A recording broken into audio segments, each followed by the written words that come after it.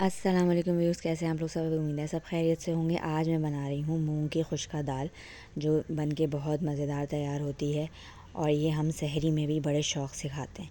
पराठे से के साथ भी बहुत अच्छी लगती है, चपाती के साथ भी आप इसको खा सकते हैं। और ये मूंग की खुश्का दाल कह लें, इसको फरेरी दाल कहलाती है ये।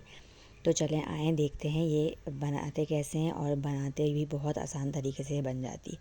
मैंने यहाँ पे 2 छोटे साइज़ की प्याज ले ली हैं, उसको मैं यहाँ पे फ्राई कर रही हूँ।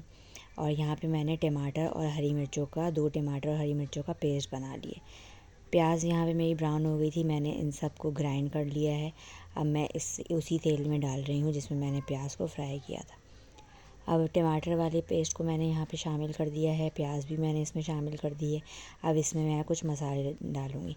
मसाले में नमक मैंने हस्बे ज़ायक़ा लिया है, हल्दी 1 चाय का चमचा, लाल मिर्चें जो हैं 1 चाय का चमचा, गरम मसाला 1 चाय का चमचा और ज़ीरा पाउडर 1 चाय का चमचा। सब मैंने मसाले डाल के इसमें अच्छे से भून लूँगी इसको। जब भुन जाएंगे तो 1 पाव के करीब मैंने मूंग की दाल धोकर भिगो ली थी 1 प्याली में।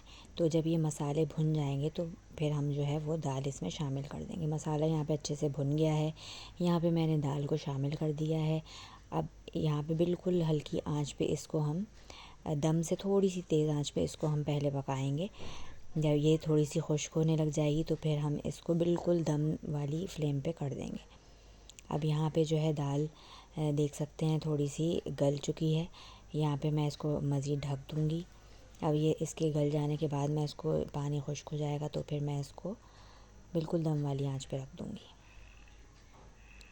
यहाँ पे मैं दाल गलने का इंतज़ार कर रही हूँ। अब हम देखते हैं हमारी दाल गल गई है। मूंग की दाल ये बहुत ही लज़ीज़ होती है और ये बहुत ही लाइट भी होती है। तो जिन लोगों का जो है पेट का, स्टमक का थोड़ा इशू होता है तो ये आप इसको खा सकते हैं। दही के साथ भी खाएं इसको, बहुत ही अच्छी लगती है। दाल यहाँ पे गल गई है। अब मैं बिल्कुल हल्की आंच पे इसको रख दूँगी, मज़ीद थोड़ी सी और खुश्क मैं करूँगी।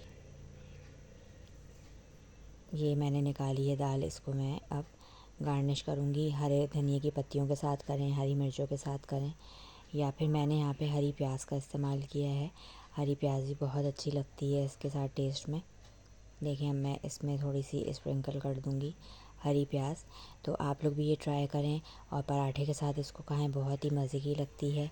और मुझे फ़ीडबैक ज़रूर दें। मेरे चैनल को लाइक करें, सब्सक्राइब करें। जज़ाकल्लाह।